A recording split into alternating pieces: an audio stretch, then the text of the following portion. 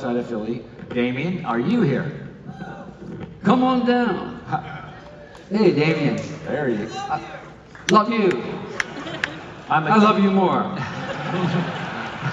I'm a 22-year-old bass player, and you have always made me want to make the bass more than just an instrument. Being that I've had many struggles, how do or did you ever keep the passion for playing alive?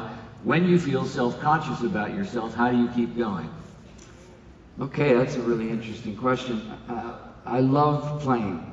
I love playing the bass. I never chose to be a bass player.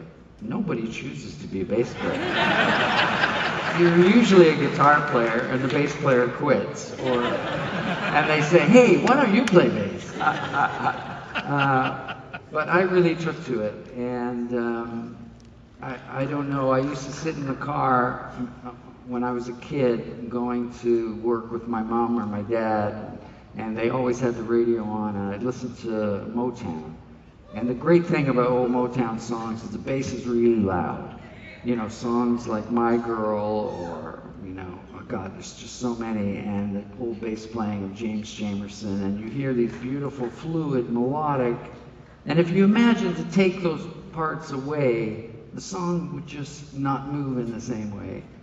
So when I got into playing bass and I first realized, wow, I can do this. I can figure these songs out. That was like a miracle to me, because I was this quiet kid that, hadn't really found anything that turned me on. So the minute I had that connection with the instrument, there was no stopping me, and all I did was rehearse and practice and want to have a life in music and buy records. And so I would just say to you that you love playing bass.